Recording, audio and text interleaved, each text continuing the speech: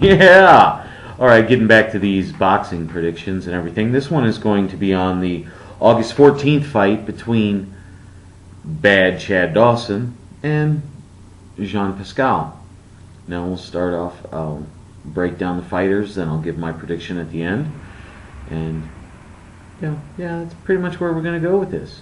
Alright, first we'll start off with Jean Pascal. He's 25-1, no draws, 16 knockouts for 61% knockout ratio.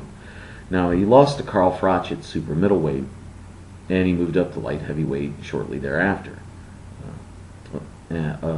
Actually, he moved up to light heavyweight, I should say that, a little over a year ago. So this isn't necessarily his forte yet. You know, he's coming up. People are enjoying him. They're seeing that there's an improvement or a possibility of improvement here, and this could be his land, his little area of pasture that he can niche out for himself. Anyway, he won the WBC title over Bigragu.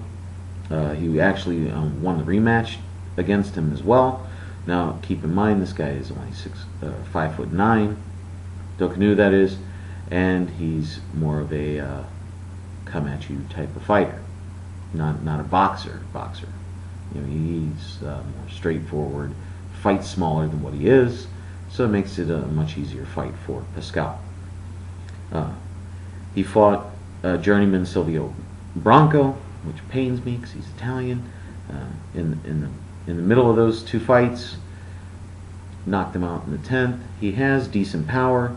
He doesn't KO the better fighters, like the elite fighters, or better than your, the B+ fighters. He's not knocking out. He's going the distance with him. And his hands are a bit low, and they drop when he's moving back or throwing punches.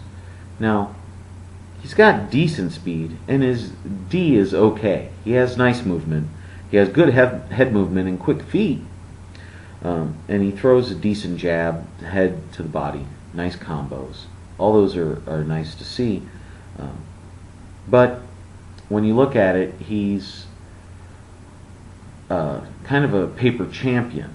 And what I mean by that is he has a title that he won off a dude that beat another dude that didn't beat the dude that had the title. Confuse you yet?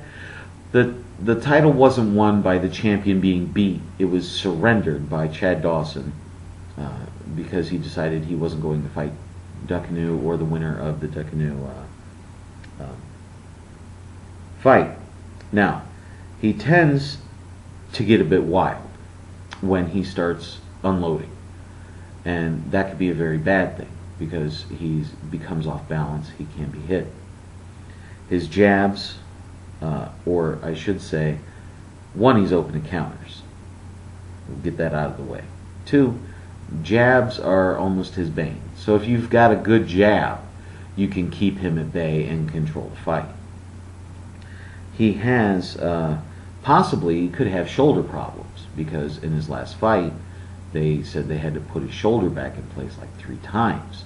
Now, that could be something that could eventually require surgery. Because when you start talking about not being able to, or your shoulder, the muscles, the ligaments, everything that holds your shoulder in place, well, when those get weakened or stretched out, you have a serious problem there, and that could affect you in the future. It is not really going to get better overnight. You know, you can strengthen the muscles around it, but you know, you still have that shot of being injured. Let's go over to Chad Dawson. 29-0-0, 17 knockouts, a little less knockout percentage, obviously, than Pascal.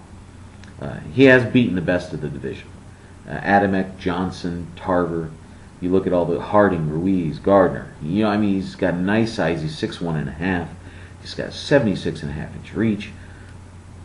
He's a southpaw with decent power, not massive power, not one-punch knockout power, but decent power.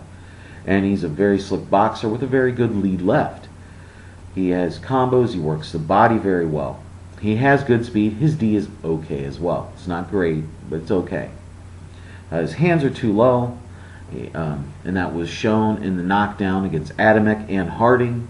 He can get caught with shots, and the knockdowns are more flash knockdowns than actually being hurt. The Adamek fight was closer on paper because of that knockdown, but he dominated that fight. He faded and was outworked in the first Johnson fight.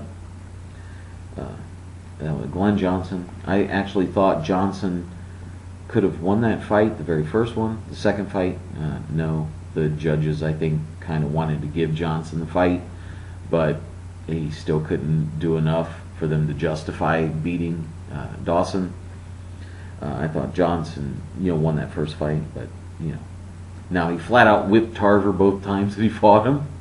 So, and Muhammad is doing a great thing with Dawson. That's his new trainer, his new trainer. Because he got rid of his old trainer and brought in Mayweather Sr., I believe, and then he got rid of him and brought in Muhammad. And Muhammad is doing the one thing that you want him to see. He wants to use his strengths. He wants Dawson to use his strengths, and that is fighting on the outside. That's popping that jab. That's don't do it. And if you notice, that second Johnson fight wasn't near as close as the first one, and that's because Muhammad came in and changed his style, or not necessarily changed his style, but tweaked it to where he's actually using his strengths and fighting toward his strengths. His strength is not knocking you out. His strength is just flat out outboxing you and beating you that way. So that's what he's doing.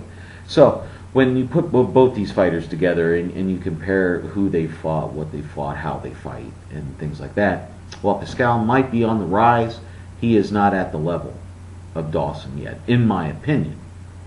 So I'm pulling it out. I don't think Dawson's going to knock him out, just as well as I don't think Pascal is going to knock Dawson out. I have Dawson winning a unanimous decision in this one. It goes the distance and should be a great fight. Okay? Well, hey, if you like this video, comment, rate, subscribe. Go to the link like right here.